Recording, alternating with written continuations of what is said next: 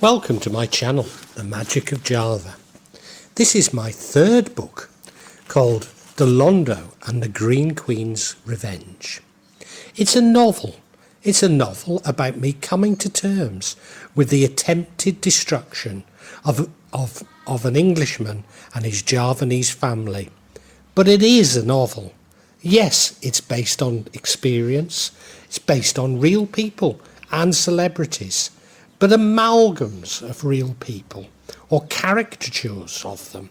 So if you do identify yourself, please forgive me, because it's only intended as a yarn. The Genie in the Urn. Despite Maddie having now fully recovered, I have been increasingly concerned about the tragic events were about to repeat themselves. But maybe this is my fate, to worry about this forever. Maddie has been burping and even coughing up substances for some time, especially when she prays, and especially after Maghrib on Tuesday and Friday nights, Monday and Thursday using the Western concept of time. I was therefore looking forward to a change by going to Bali for Maddie's 43rd birthday. Once again we were going to northern Sanur, but inexplicably our regular hotel was completely booked. Inexplicable because it was low season. I'd been suffering from insect bites for over a month. It was the rainy season at our home in Gurunkedal, and I believe that they were partly due to the season, but also the nearby cowsheds and battery chicken farms. A few days previously, I had convinced myself that I had fleas and had shaved my head in an attempt to rid myself of them, but they came back. I also had large bites on my torso. I had twice seen horseflies biting my arms, but was concerned that those on my torso were bedbugs, which I recall from my time at the Hotel Egret Tamarin.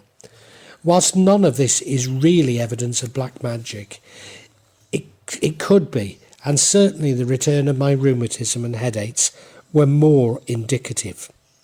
Despite having given up smoking, I allowed myself a respite when I go away, and I bought a few packs from the warung behind our house in preparation. Before lighting my first cigarette for some time, I received a warning that I was not to. I was in our back garden overlooking the warung and the peak of the mountain on which we live, and recalled that all is mental, so I can overcome such fears. But after only a few drags at the cigarette, the prophecy seemed to be fulfilling itself. With each drag, my lips became numb. Shortly after finishing the cigarettes, my lips began to swell, although I could barely feel them. They eventually subsided with some antihistamine tablets Buddha gave to me. What was I to make of this warning? I've received many warnings before our last holiday in Sanur, and ended up in bed in the hotel room with blood poisoning, worried beyond belief that my son and only friends in Indonesia would kill themselves. Added to this, on my last 2 visits to Jakarta, I developed flu, or was it simply flu-like symptoms? Possibly another indication that Omuni was still sending benevolence to us. I hoped that this holiday would not be marred by the misfortunes so many recent trips have been beset by. Over a year later, I found my swollen lips to be due to ant bites, after discovering a fire ant's nest where I burn our rubbish. The alternative hotel turned out to be better than the hotel we had returned to many times over the last 8 years, and if using the back entrance, every bit as convenient. Despite having been to Bali many times, neither of us had visited Denpasar before, and we were surprised to find it clean, well organised and affluent, not at all like an Indonesian city. The new pasar market, Badung, had just opened, and across the Kali stream I found the antiques market, where I bought many metal statues of Hindu deities that I will sell online via Patrick. Despite once again my sandals cutting my feet, it did not result in an infection, and I was able to walk to the masjid each evening for prayers. However, halfway through the holiday, I was once again confined to our bedroom, as yet again I was hit with flu, the worst I'd experienced in some time. On our return, Titi came to visit us, as Maddie is once again cooking, and Titi misses her mother's wonderful cooking. Titi seemed well, and is busily applying to university to study management. She asked if she could go to Jogja, and we called our old driver from Wunasari. Titi wanted to visit Tamansari, but for some reason most of the water features were closed. Maybe it was when wandering around there were pools, but I burnt my bald patch. Or maybe it was while waiting outside Pasabur in Harjo, having bought various mystical items, including 2 lovely Sufi boxes from Banton. I didn't realise at the time, but this sunburn made me tired and grumpy. In fact, it felt so like I had many times before, when my mind was clouded with poisoning.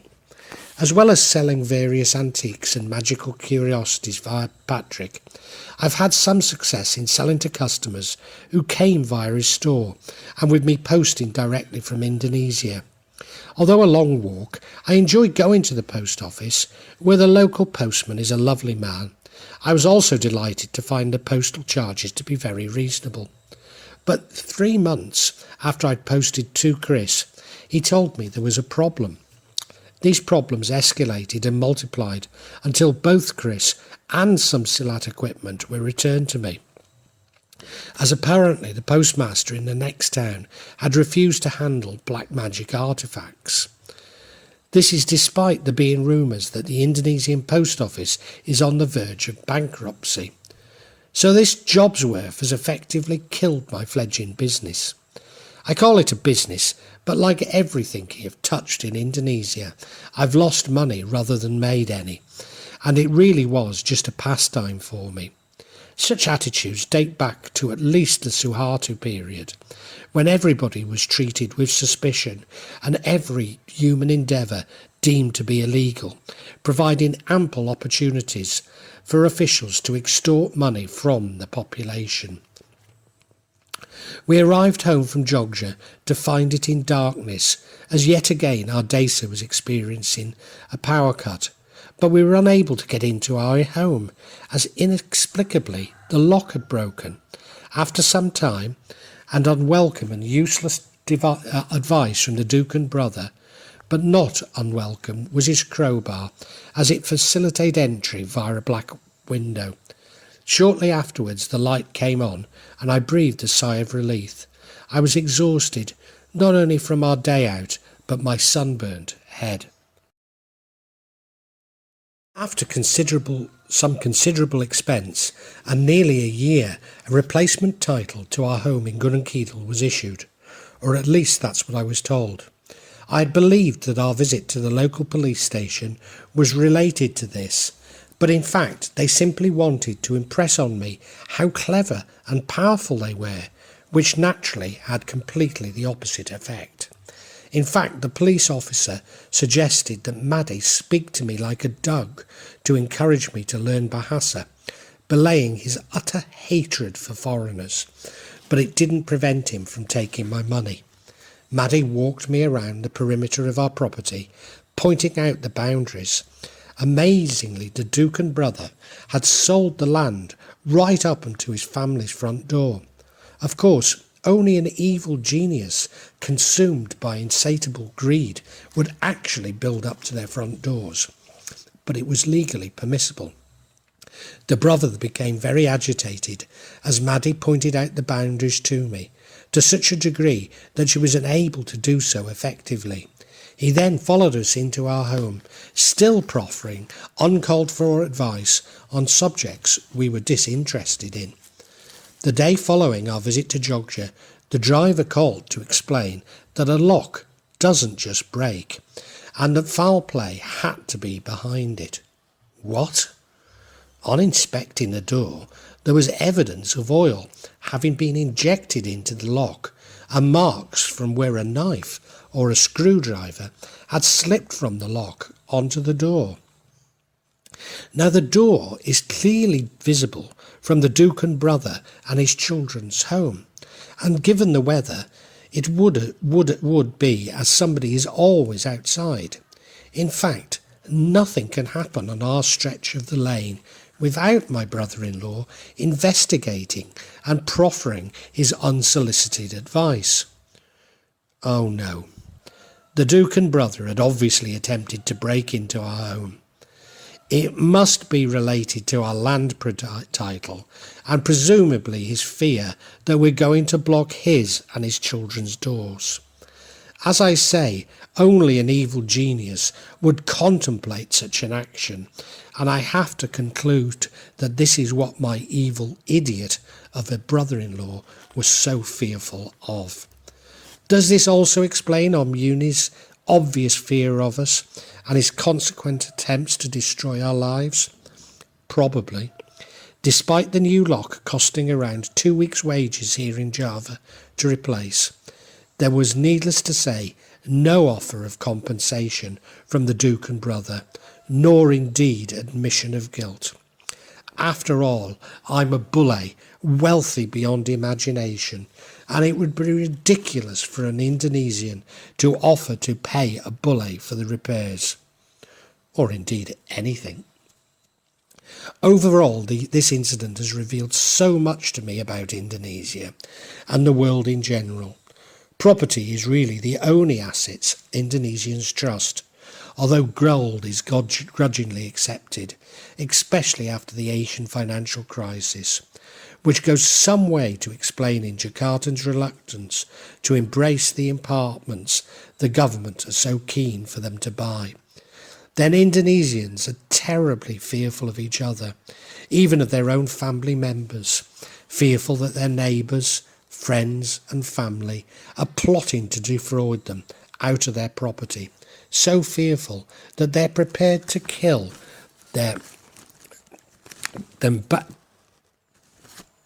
neighbours, family and friends to protect their assets. You see, fear breeds fear and hatred breeds hatred, but remove the greed and the fear and we are left with trust and love. Now I'm soon to be 61. Lead poison is assured that I could not work full-time, even if it were on offer, whilst I may not have done everything I would have wished, or as I should. I know that now it's too late and must be content with what is. My only desire is to live in peace, causing as little harm as possible to my fellow man, God's creatures and the earth. Why, oh why, does anybody see me as a threat? My rheumatism was becoming worse, and I had to resort to applying Gandapura oil, Indian wintergreen, to my back and shoulders once more. Despite having previously used Gandapura every day for months, I had an allergic reaction to it and developed hives all over my back. Why would I be developing new allergies at 60? Indeed, I now realised that all my bites were allergic reactions to insect bites that occur all the time, and even everyday irritants, but now I've become allergic to. I checked, and it is indeed possible for older people to develop new allergies as their immune system becomes weaker. A compromised immune system would also explain why I kept getting the flu. Not completely content with the explanation that the old can develop a compromised immune system, I decided to check if lead poisoning could be the reason, and of course it could. Wait, so the measles-like hives I've suffered for 2 years were not due to needles being plunged into an effigy, nor lead being released by my pores, but a new allergy from my compromised immune system. Then there were the flu-like symptoms, which never seemed to leave me around 18 months ago. Actually were flu. Also the viral meningitis-like symptoms I had in Vietnam, now some 4 years ago, actually was a virus, probably along with a number of other viral infections that have plagued me for over 60 years. Maybe even the 2 incidents of blood noise poisoning would not have occurred had I been better able to repel them. Even more surprisingly, the compromised immune system is also responsible for my lower pain threshold. So it was not cocaine tolerance which made the lidocaine ineffective when having my elbow stitched, but the effects of lead poisoning. The immune system is also probably the reason why my weight fluctuates, seemingly unrelated to what I eat or the amount of exercise I take. I remember when my British doctor was perplexed by my many mystery illnesses, and even more so my lurid descriptions, had suggested as a precaution I had a HIV test. It was not a precaution at all. She correctly identified that my immune system was compromised, but had tested for the wrong culprit. So it's true, I have been poisoned by lead since moving to Indonesia, and Uni must have also be to blame, along with Pa Anggabaya, whom we only met 3 years ago. Now, I do not want to argue that poisoning somebody with lead is as serious as deliberately infecting someone with HIV, but it has to be up there, not least as Pa Anggabaya and Uni are aware of its effects. Although I'm now taking Hongqi, I suspect that a compromised immune system is something I will have to learn to live with, if indeed I haven't already. You see, I no longer drink, I hardly smoke, I eat lots of fresh vegetables and fruit from our garden. The only reason to prevent me from sleeping is stress, and really I have nothing to be stressful about. That is apart from my brother-in-law and Uni will do next to try and destroy my life. Of course, this is exactly how black magic works, by setting up a cycle of fear and stress, which will lead to destructive problems so familiar to my family and I. And of course, my schizophrenic son, who has stopped contacting me after refusing to give him any more of my life savings. But if I can stop worrying, these problems will disappear and my symptoms will decrease. I later found that the leaves and flowers of my passion fruit vines were excellent sedatives. A compromised immune system would also exacerbate the effects of the lead poisoning, for every time I became ill, for example with flu, the more lead would be released from my teeth and bones, creating more problems.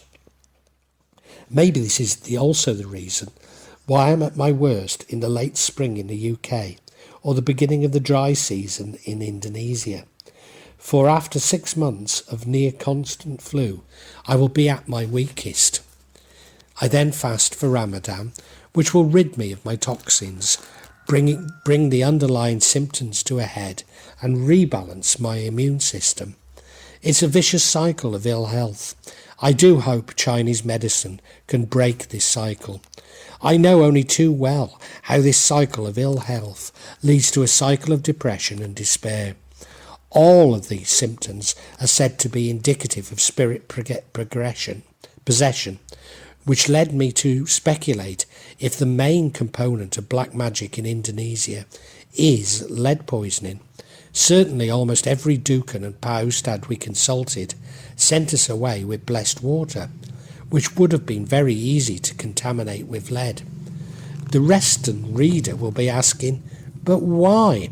When the Indonesian reader, the explanation is obvious.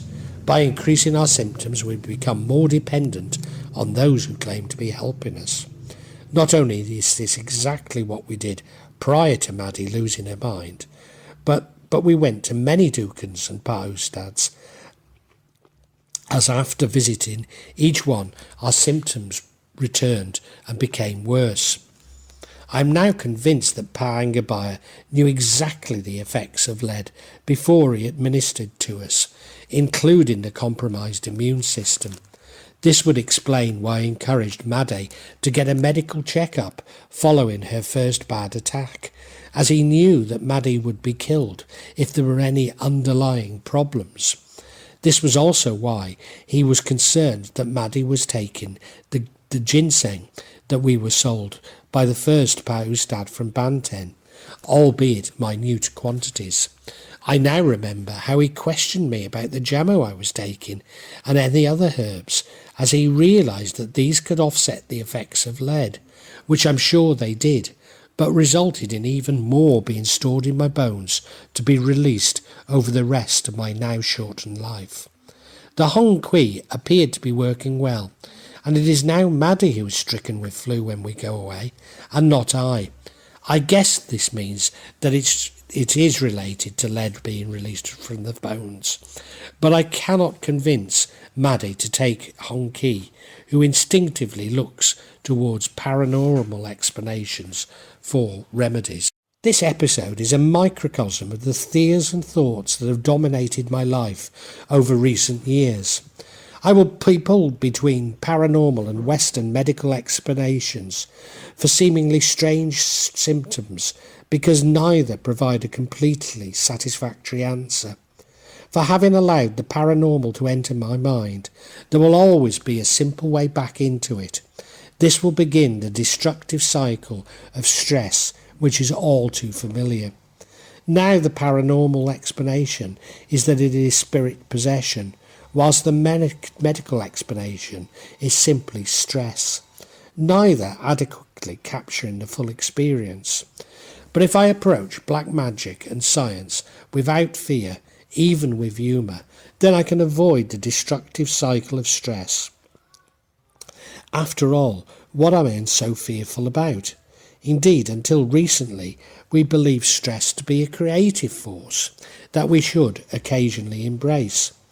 I really must learn from this and practice what I preach, for I am so hasty in castigating Indonesians for being consumed by fear. Nevertheless, realising that all these mystery illnesses were a result of a compromised immune system from lead poisoning, which will undoubtedly lead to my early death, I find remarkably liberating. Just like realising that we'd been poisoned by lead in the first place, I'm strangely elated by the knowledge. Maybe this is my personality as a researcher who leaves no stone unturned. But knowing what the issue is pleases me, whereas thinking it is related to the paranormal fills me with fear, despite knowing there is nothing to fear but fear itself. Another massively important revelation was that Maddie never questioned my sanity. My mother is so consumed by fear and worry that she had simply misinterpreted Maddie as having agreed with her statement that I was mad. Now, had I known this, I'm sure I might have reduced Maddie's and certainly my recovery from lead poisoning by a number of months. But just maybe, considering my own sanity was a necessary process within my own spiritual development. I continue to swing between a belief in black magic and the paranormal and a view that it's all trickery and may be explained by criminality and medical conditions. Partially this is a reflection of how I've been trained to use the dialectic, but it also reflects how I have turned to paranormal explanations when no others seem to exist, only to abandon them once I uncover evidence of subterfuge or a scientific explanation. But each time I do so, I am too eager to throw out the baby with the bathwater. Whilst every dukun and many of the Ustads we have visited had used subterfuge, I am too eager to dismiss them, almost certainly. I recall being at Haji's house, and it was obvious that he had no idea what he was doing when attempting to provide medical advice to neighbours, but nevertheless knew there were some real paranormal forces within his house, possibly attracted by his inadequate attempts to harness them. Whilst the events which have dominated our lives over the last 2 years can be explained by science and trickery, there remains a number of incidents which are still unexplained, such as the long white hair Maddie seemed to grow from her nose almost instantaneously. Also, in each of my previous episodes, I have swung between the materialist belief that black magic cannot possibly work and that the messianic approach that all magic is very dangerous. Maybe finally I have found the synthesis. Black magic can indeed cause immense harm. We can become so fearful that it infects our thinking and ultimately send us mad. But if we are not fearful of it, we can simply observe what is happening and begin to comprehend why. I've consistently expressed my distrust of evangelists from whatever religion. Well, given the messianic and the evangelical traditions are so intertwined, I have another reason for my distrust. You see, in creating fear, black magic becomes tangible, when we should simply understand it as a part of the game.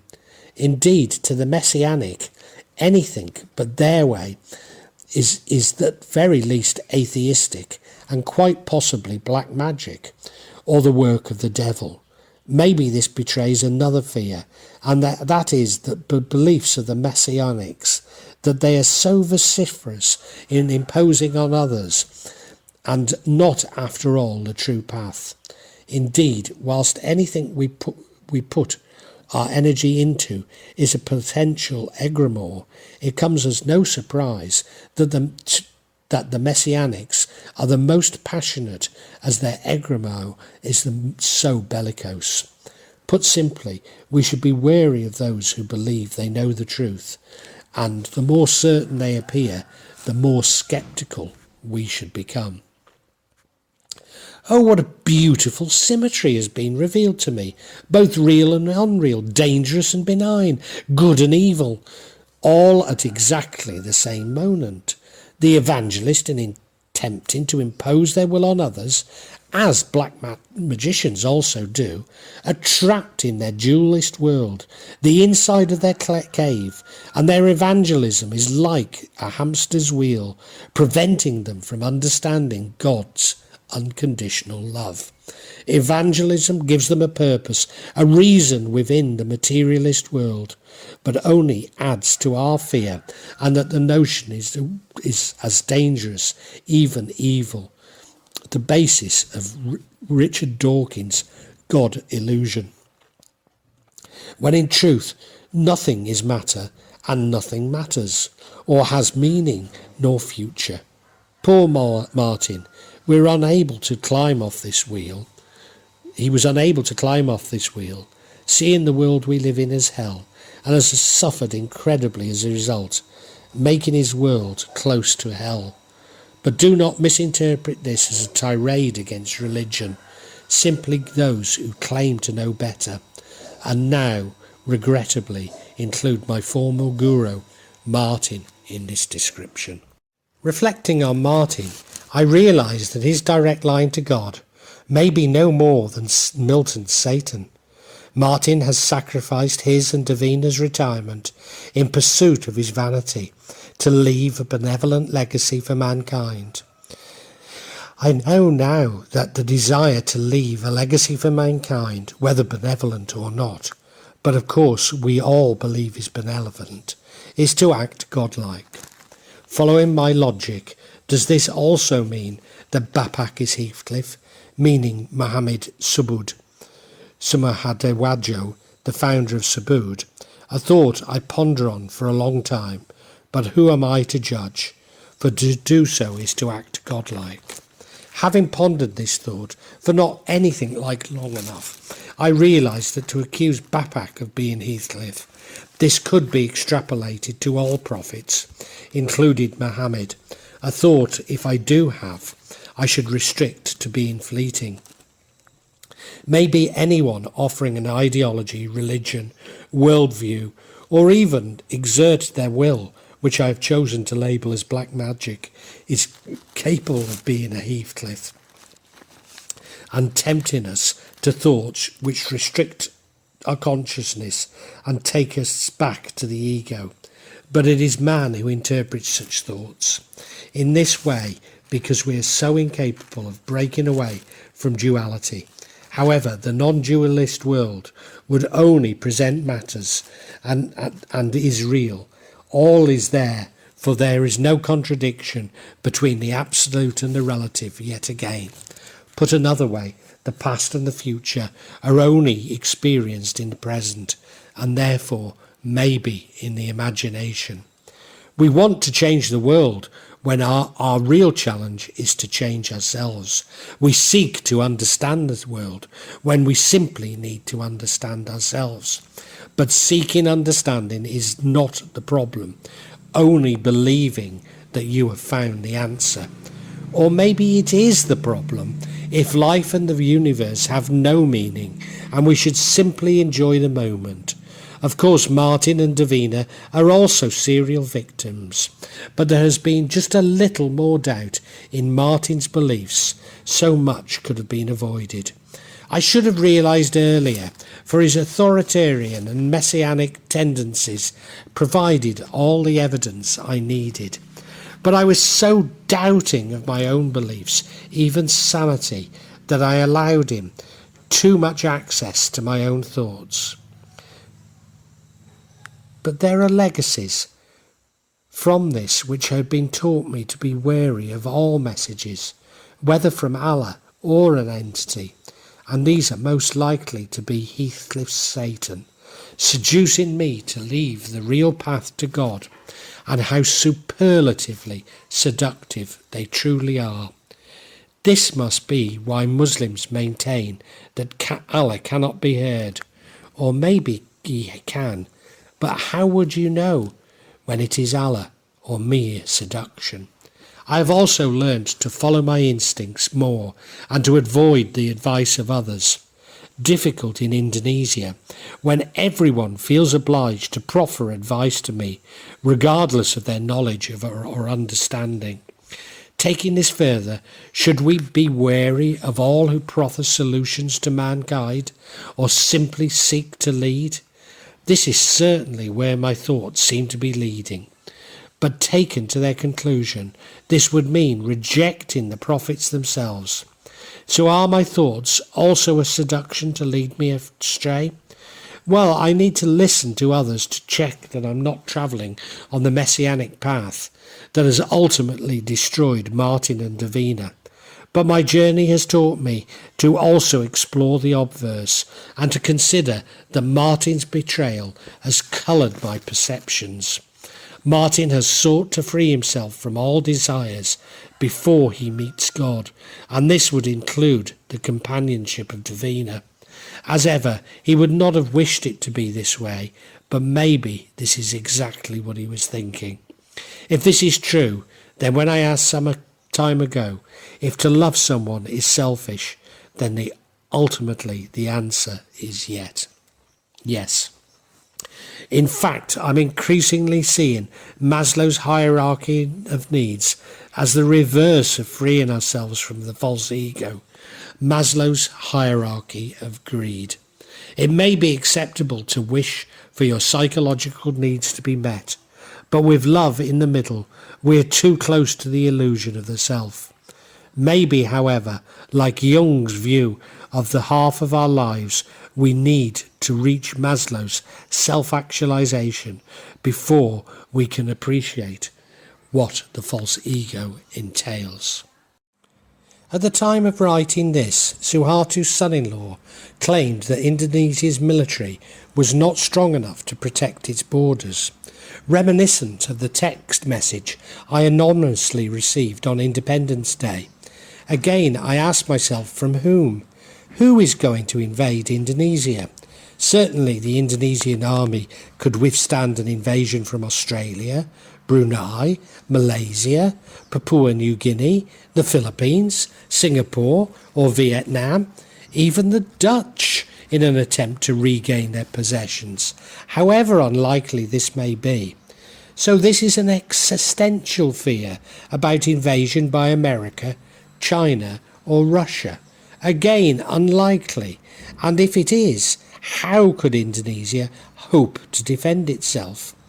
So is this the real fear, that Indonesia is vulnerable as there is somebody stronger, which of course there always will be? Then the postmaster, Uni, and my brother-in-law are racked with fear because they cannot protect their property from the rich, such as property developers. So they attack me. Do you know, I think I'm making some headway here.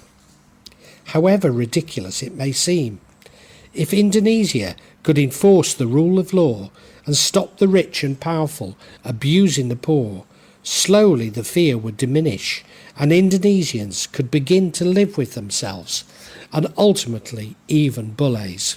But right now the fear is being stoked up and it takes at least a decade to subside, if this climate ends. Now this is the real game. Keep the public preoccupied with fear so that they never question the game and its rules. Of course, I am too susceptible to such fear, as currently I am unwilling to visit Jakarta, having noticed my presence becoming less and less welcome. Yanis Varoufakis' experience does, however, highlight a huge potential existential threat to Indonesia. Like the image of the lazy Greeks, Indonesia does not have the best reputation in the outside world, and as I have argued and found to my regret, this is not entirely unfounded. It is therefore an obvious target for fiscal warfare. For when Indonesia's nationalist politicians stoke up populist xenophobia against the international community, a likely international reaction is populist xenophobia directed at Indonesia, especially when Pertamina, the state oil and gas company, along with other state interests in resource extraction, could be construed as a forfeit. Although ASEAN does not have the mechanism of the Eurozone to force Indonesia to reflate Singapore's banks should they crash, so it's hard to see how the crisis will manifest. Nevertheless, there are so many crises on the horizons which could precipitate this threat. For example, one could envisage Indonesia's Chinese infrastructure investment being caught up in defaulting Belt and Road loans, which then precipitates a crisis across ASEAN, given the level of trade with China.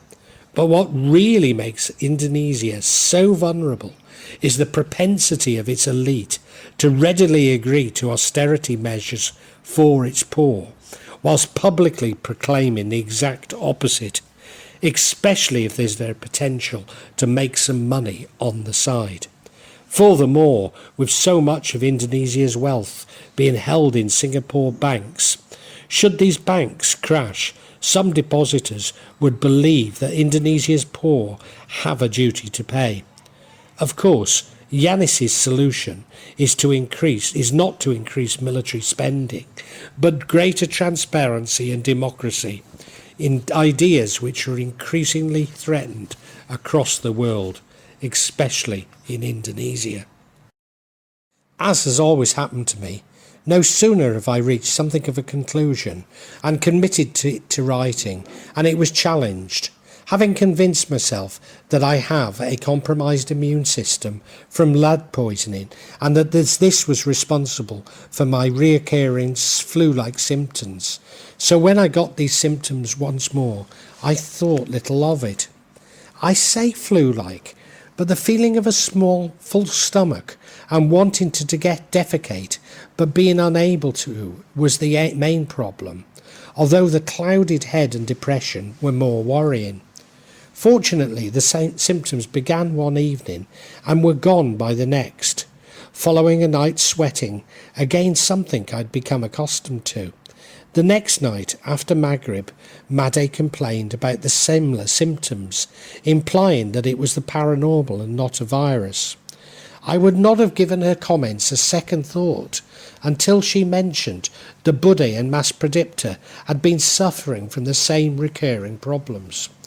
Apparently, so too has 17-year-old Titi in Jakarta, including the rheumatism. When our paranormal attacks started, It was all the time during them we were assured that we were good people, and if we truly forgave our aggressors, the malevolence would return to them. But with the exception of Pa and Ibuerte, it never seemed to. We were also continually told to be patient and that things would take time. Despite believing this to be true and receiving confirmation via Maddie's dreams, we had now given up hope or even any desire to see our aggressors harmed. Nevertheless, for some months now, I have felt that the dukun brother-in-law is in some way being punished for having attempted to harm Maddie when she was at her worst. There was his hernia and his wife's admission to hospital with a bad stomach, but now he was walking strangely, almost like a monkey, with his arms bent up towards his armpits. Buddy reminded Maddie of how she had walked like this after being released from hospital. Then, when Maddie was in hospital and Maddie became worse after speaking to her brother on the phone, I asked Allah if I should beat him up and was told to leave this in Allah's hands, just as Pak Karno had later counselled me. I am not accusing the Dukun brother of our underlying problems, simply of adding to them, especially when Maddie was at her weakness, unable to defend herself. But does this mean that he is indeed the third man I dreamt who had attacked me in the pub in Wrexham? So did the Dukun brother send spells to Maddie to behave like a monkey? Maybe. Maddie also remembers his children visiting and making movements like birds, attempting to get Maddie to repeat them. Now, it is not necessary to believe that a Dukun brother is capable of making somebody behave like a monkey, even one who has suffered a major psychological trauma. No, simply that he could suggest this either through his actions or, as I believe, telepathy, which Indonesians call black magic. But what is clear to me is that because the brother believes what he's doing and knows that spells return, he will have convinced himself that having failed to make his sister walk like a monkey, this is now his fate. Some may like to describe this as karma, and I would not disagree with this description. Now that I have found there is little difference between the physical and the mental, as ultimately all is mental. So to wish somebody harm is the same as attempting to physically harm them. For every action there's a reaction, however delayed. Maybe not even in this life, but for certain this is the brother-in-law's malicious energy returning. Once again, I'd just committed these thoughts to writing, and they were again challenged. Maddie is recovering her memory of the dreadful events some 15 months ago, and like me, things are being revealed to her that she's not given a second thought to. She explained how Pak Karno had removed 18 entities from her, including Semar Mesem, a tiger, a snake, and a nene. She knew the identity of the entities because she saw them asking Pak Karno for forgiveness. Indeed, on my first few visits to Pak Karno, I had seen Maddie, presumably as a spirit possessor, kneeling before Pak Karno, begging forgiveness. Although some of these entities were malevolent, and they were sent by Muni, Pa Angabaya, and a brother, others were benevolent, and were placed there by her nene during Maddie's induction to Kachawan, including the spirit of the nene herself. Apparently, it was the nene who had made Maddie dance and pray in a Hindu fashion, but Maddie also recounts how she did many things against her will, as the entities commanded her to do so, especially those sent by her brother. The nene explained to Pak Karno that she loved Maddie and she had been protecting her all these years. She agreed to leave, but only if he would promise to care for her, which he did, hence Maddie becoming his daughter and being renamed Mawa. Maddie expanded on the incident, which made Budde cry, as Pak Karno explained that the brother would always be naughty, but the family would continue in the feud with him would only increase its veracity. Pak Karno had, at the time, asked Maddie if she wanted the spirits to return to her brother, and she replied no, that he was already an old man, and she did not want to see him harmed. But Pak Karno explained that the brother would never change, and his fate was in Allah's hands, meaning that ultimately the spells would return to him and his ancestors, and that he would be sent mad.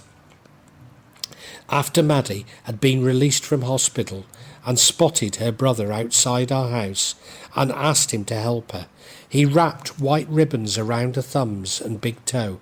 Maddie screamed, knowing this meant that the spirits could not leave her, at least not as long as they were now bound to return. This was apparently the reason why the spirits kept returning after Pa Ustad from Claton had removed them during the Ruqyah. On another occasion, around the same time, in front of the whole family, although I have to admit I have no recollection of it, Maddie had contorted her face and poked her tongue out at the brother, saying that he could not make her go mad, but that he would become mad.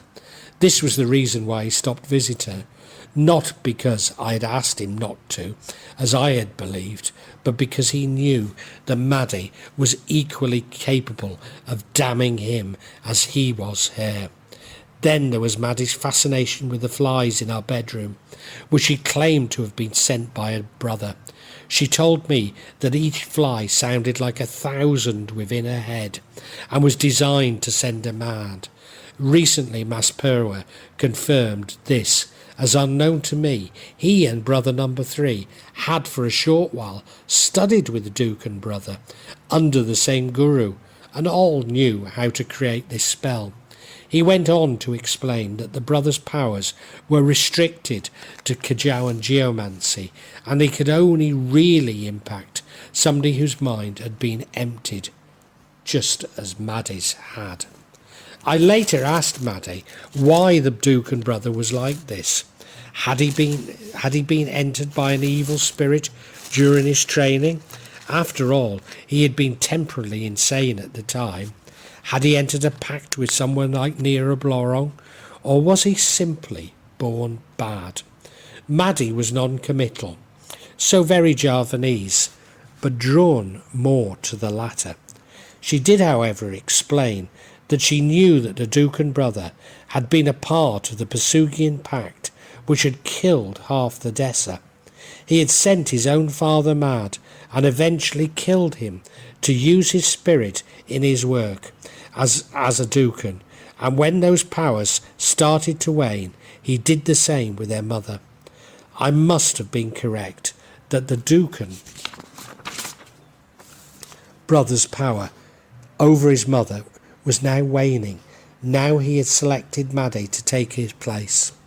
You see, Maddie was perfect, as having been inducted into a higher veil of Kajawan than him, she could perform spells for him that he did not have the knowledge to do by himself.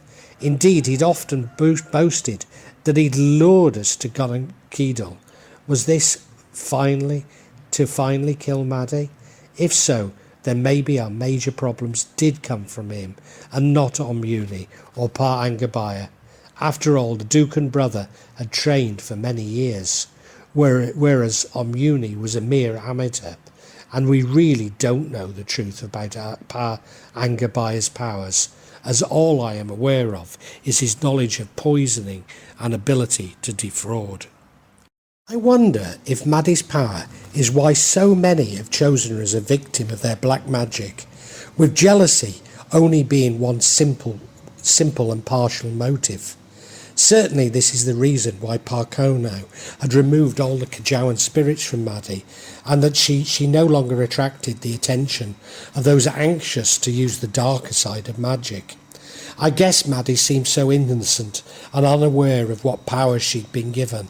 There would be so many magicians who believed they could harness her power. This mirrors all those men who believed that simply by exploiting their economic or physical power they could capture Maddie's love, or at least subservience.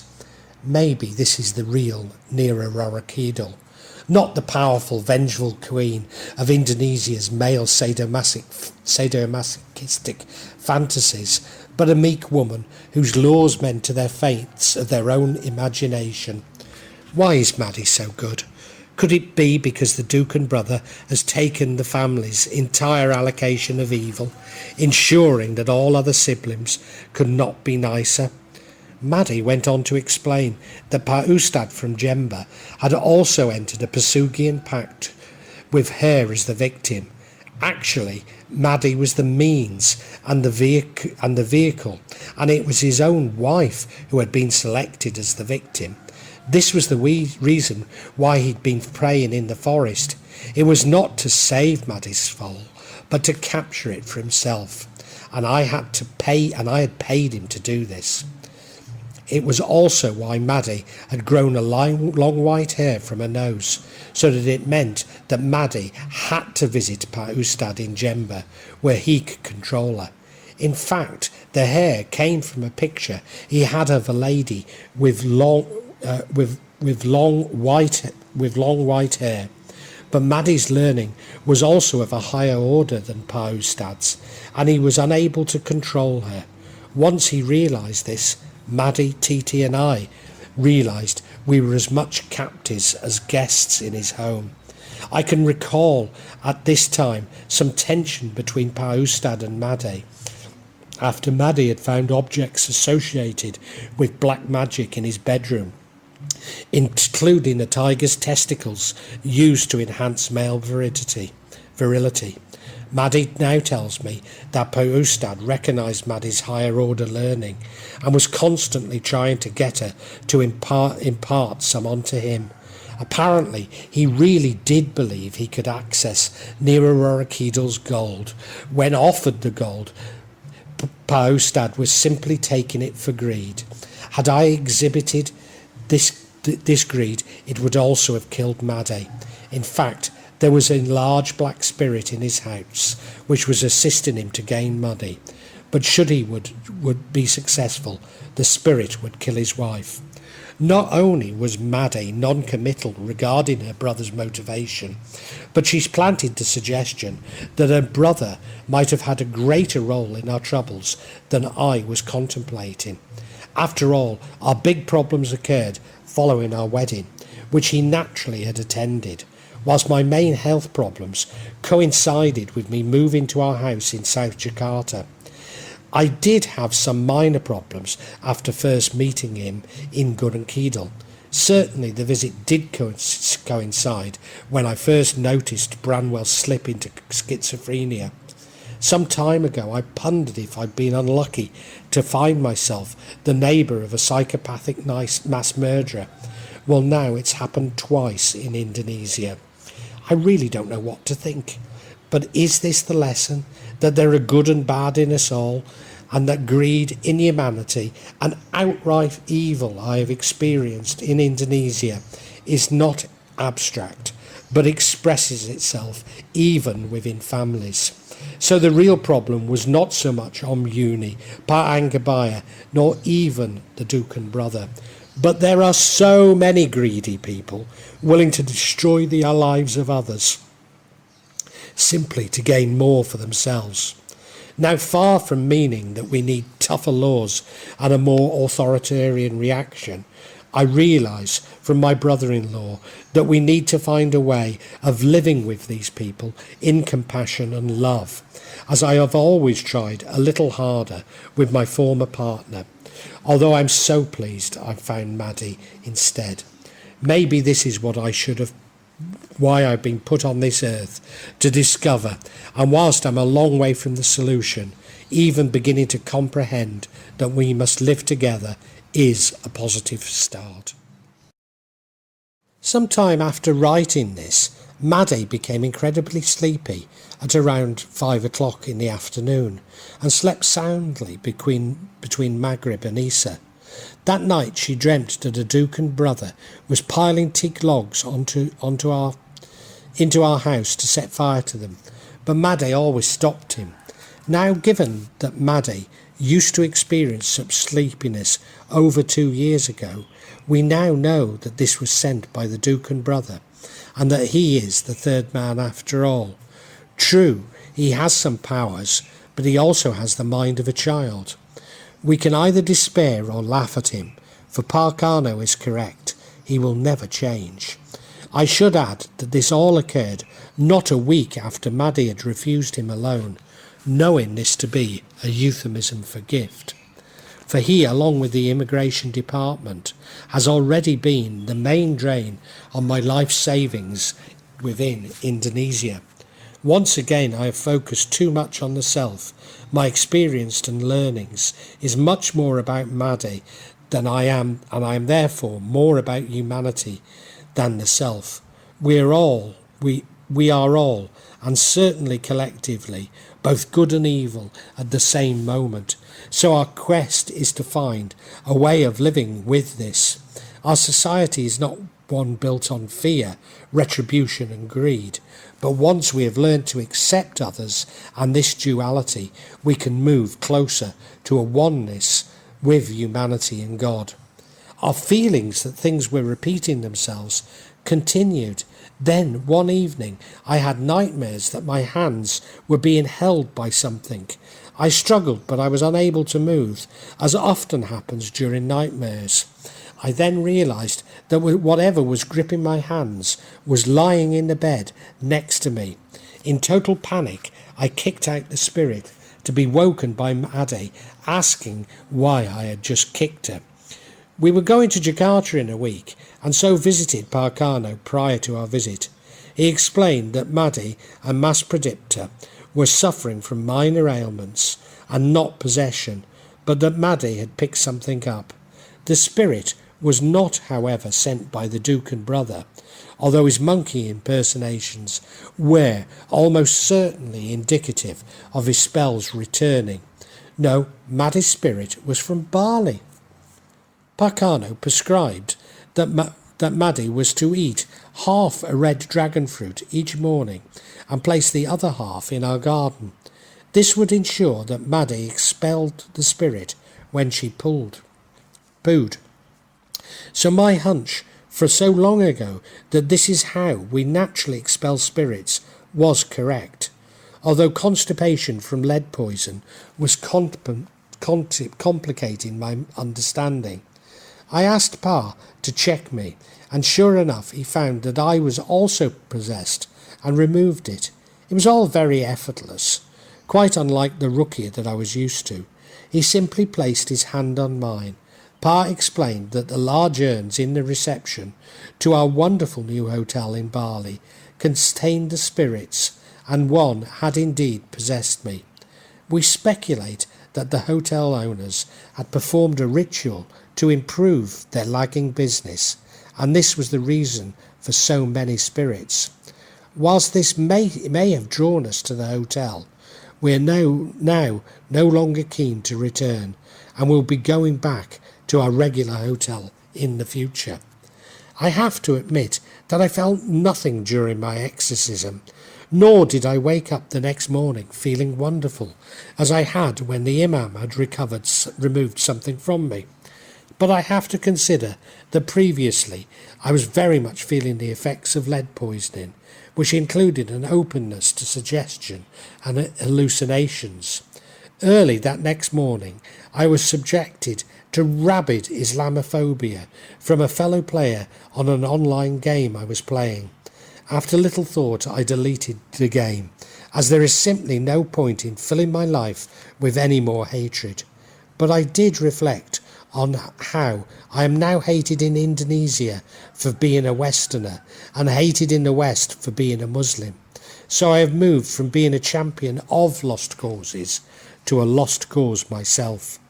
I must accept that some will hate me and wish me harm, whatever I do. I have no power over it. It's pointless reciprocating that it only harms you. So we must lead our lives with love and happiness, as in the long run that is all there is. But if we return to the analogy of a game, then maybe hate and even love are mere devices to keep us playing, albeit that the actual internet game I could unlike the actual internet game, I could simply delete it. The reader who has followed each of my episodes will appreciate that with each new piece of evidence, I over-extrapolate its true meaning, moving from thesis to antithesis. I urge you to indulge me a little, for that is my training. I repeat my thoughts to provide a genuine account of my personal psychology, and not for artistic effect. You see, for some time I have believed that all our adversaries have suffered from more than simply their spells returning, with them believing that we have been using dukuns to harm them. A long time ago, I knew that such a strategy was futile, only providing dukuns with ever more money. But we have been attacked by so many people and picked up so many stray spirits, possibly attracted to the paranormal aura which pervades us. Surely it is possible that some of this activity has been affected by our adversaries. So we have been engaged in multiple paranormal battles, both willing and unwilling. Our dukun brother, Paerte, Omuni, are all much too frightened of us than we of them, and see themselves as in a battle to the death, when we simply want to live in peace. One by one, we all apparently kept getting infected by entities. The likely explanation is that these are exactly the entities affect us, having found a way into our minds, and this is how we entered into our cycle of depression. Pak Karno is unlikely to confirm this, not wanting to feed our imaginations, but I believe we have now been made targets for any entity whose path we should cross. Or is there something else he is reluctant to reveal to us? Maybe the identity of the third. Well, that concludes this chapter from my book, The Londo and the Green Queen's Revenge, which is my third book in the series. I do hope you've enjoyed it. I'm hoping to add further chapters about every week, and so far I've managed to do this. If you'd like to hear more from me, then please subscribe and hit the bell. That way you get notifications of when a new chapter is released. In addition, I don't seem to be working very well with these algorithms on YouTube, and my videos really aren't being promoted as they should. So if you could also hit the like button and sort of make some comments, I think that will help me to get noticed. I hate to ask you that, but I really do need more viewers. But thank you for this viewing. Thank you so much.